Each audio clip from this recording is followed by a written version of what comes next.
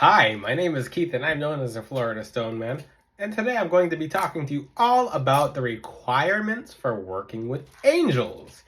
Yeah, there's requirements, because I have seen a lot of people incorrectly connect to angels, and it's a very bad thing. Now, what are angels? Let me get into this right now, because some of you might have kind of like, well, yeah, I heard an angel's this. Well, my grandma's an angel. Well, okay. There's ancestors who act like angels. They're pretty much angelic to us. They do nothing but good for us. They're very good spirits. They're very uplifted. They're very vibrant in frequency, and they do help us like an angel does. They would actually, some of them are actually assigned, or not technically assigned, because I'll go into that later. But what an angel truly is something that has not ever been a human. It's not going to be a human. It is something of a different frequency. It's an angel. They're considered brothers, but they're on a plane of energy that has not really, people can't really wrap their mind around what kind of energetic plane they are on, because they're just on an entirely different frequency. They have a different law of physics. They can be multiple places at once, especially depending on what kind of angel they are. Like the seven, Saint Michael the Archangel, Raphael, Uriel, Archangel Gabriel. These angels, Archangel Raguel, because there's a lot of angels. There's a lot of angels, like by name. They all have names. And these angels have never been human. They are helpers of humanity. And they're very easy to connect with under very specific circumstances. Let me start this off right now by saying one of the biggest circumstances ever for connecting with an angel. It could be your guardian angel, because there's guardian angels. There's 1 to 3 guardian angels. You can have a group of guardian angels. You can have, and there are so many different rankings of angels. There's the minor ones that help the. There's can be helpers of your guardian angel. Your guardian angel, it really depends on their rank. Let me say right now, there's no seraphim angel that's going to come to mankind and help people. That's not a thing. Seraphims are up in heaven, guarding and defending heaven. Dark beings will present themselves to you as a seraphim, because a regular answer is not answering your call.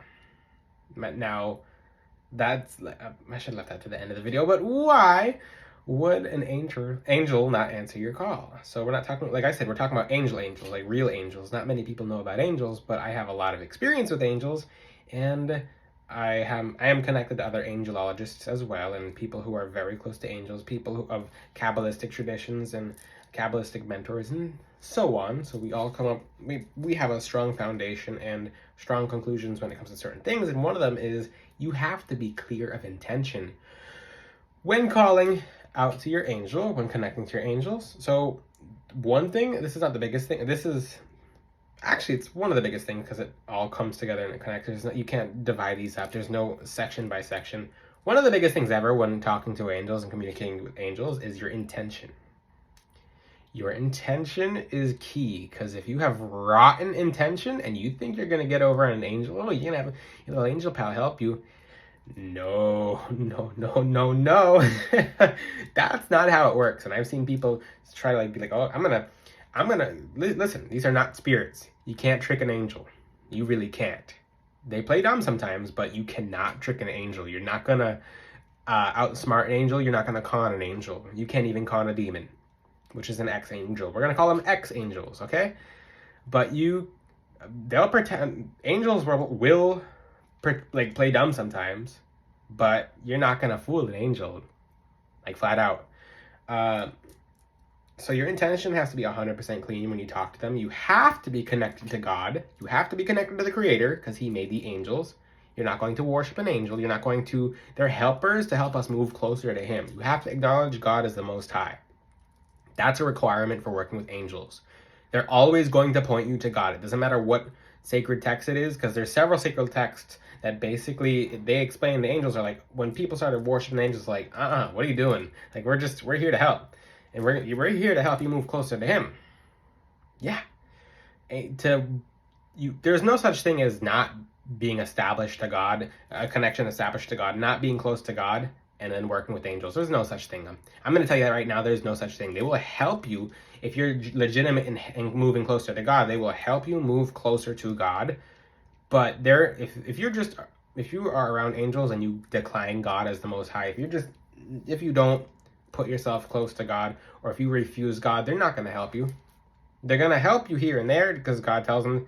I mean, God will send them to help you, because if God knows that there's hope within you, and these angels see a path where you have an option to be the highest version of yourself and to be a very good person, then they're going to stick around and help you learn your lessons. It might not be fun, but if you're a bad person and you're working with angels, yeah, some of them will be around because there's different concentrations of angels. So an angel can volunteer more of its energy to help you. Some angels will help you from a far distance. There will be more than others. So some people have lots of angels. If you ever pay attention to the nicest and sweetest of people, they have extra angels, like thick ranks of angels just wrapping around them. And that's usually why those nice and sweet people always do well, is because they're wrapped in protection and nothing's getting through an angel. An ex-angel will never get past an angel. I'll tell you that right now. No D word, no fallen angel will beat Saint Michael the Archangel. He beat one of the biggest ones, and he'll beat him again when the time comes. Yeah, they're here. The ex-angels are here for a reason, but you can read biblical texts and just different reasons for that. I'm not going to get into that. I'm teaching you right now how to connect to angels in general. The strongest way to connect to an angel: connect to God. Ask him to send angels that you don't know of, and ask him to introduce you to your guardian angel. We all have that one guardian angel who just sticks around no matter what, as long as you're a good person, because if you are a rotten person and you do bad over and over and over and over, and there's no hope that you're going to go up, and you see bad, you recognize bad, and you choose to be a nasty, horrible person, then all of your angels will leave. And then you have ex-angels step in as guides, and some of you are like, oh, that's cool. No, it's not. They use you for energy. They flat out use you for energy, and they tell you nothing but lies, so your whole life is not going to be in truth. And when you get to the afterlife, they claim you. They flat out claim you. You think heaven is what you make it? No, heaven's a very specific place, and not many people do go to heaven. If you look at the Bible or just different texts, people who are bad people think they're going to go to heaven because they feel like they can act however they want, with doing a little good here, a little bad here, a little good here. It makes a balance. Life's about balance, man. We live in the balance. It's light versus dark. This is a war, and in the war, you're going to have Trojan war horses. Basically, the light being the darkness disguising itself as light to pull more light away. I'm telling you right now, it's light versus dark. Oil and water don't mix. Dark will always disguise itself as light and be like, hey, yeah, you can do a little bad here, a little good here. It's okay. Like, you can curse these people, and then you can do some blessings here, and that's going to equal it out. Like I said, if your intention is to truly work with angels, and they're not going to let you know how powerful they are. They're more powerful. God gives them all the power.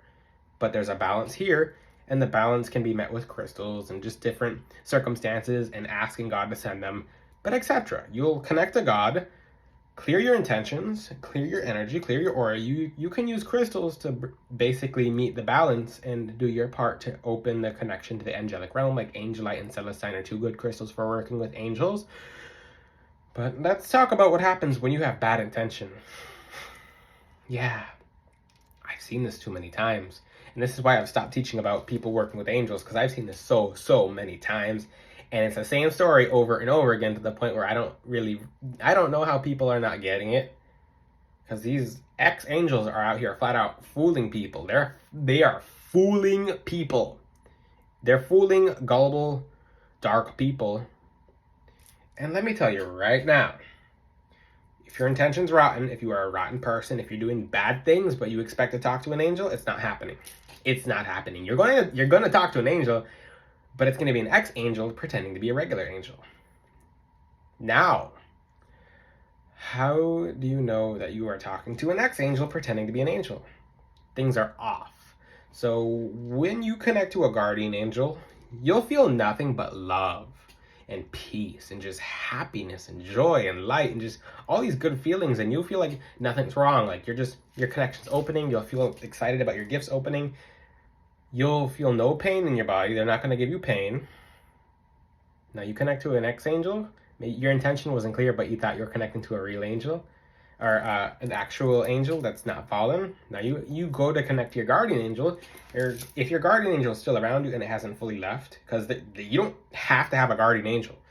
Everyone is not technically assigned a guardian angel. More so, we attract them based on our frequencies and past lives and different. There's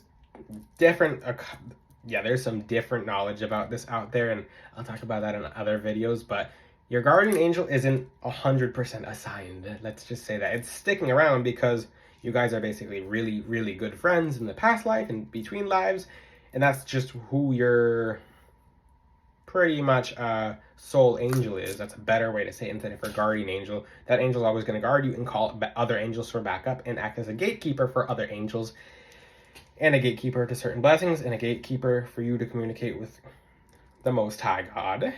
But when you have rotten intention and you try to talk to an angel, they most likely will not talk to you. They'll just say, you'll talk to them and it's like, you'll keep talking to them, it's like,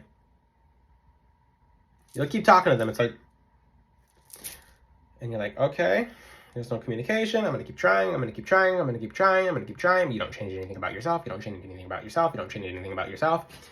And guess what? Your rotten intention, your guardian angel is like, okay, I'm stepping back for a second because this is kind of bothering me. This person's not learning, so they're going to learn the other way. Now you've connected to something pretending to be your guardian angel. Yeah. So it depends on how gifted you are, how spiritually gifted you are. One sign that you've connected with a dark angel or a fallen angel, which is not good. There's nothing good about it. There's nothing cool or fun about it at all, because once it connects, it's in. And when it wants to possess you, it will. And it's not going to be a possession you see on TV. It's a slow creeping one that ruins families, and it is very intelligent. So here's what happens. The first thing when you connect to a dark angel or a fallen angel, an ex-angel, is they'll put, most likely, if you can see them, if you can hear them, etc. Because some people can just see them, some people can just hear them, some people can do both. So when you connect to an ex-guardian angel or an ex-angel, depending on its rank, because hopefully it's a low-ranking one and it's just a scavenger ex-angel, it's gonna put on a show. It's going to put on a show. That's the biggest red flag. If you have an angel just flying around your room and just doing all these and just fireworks everywhere.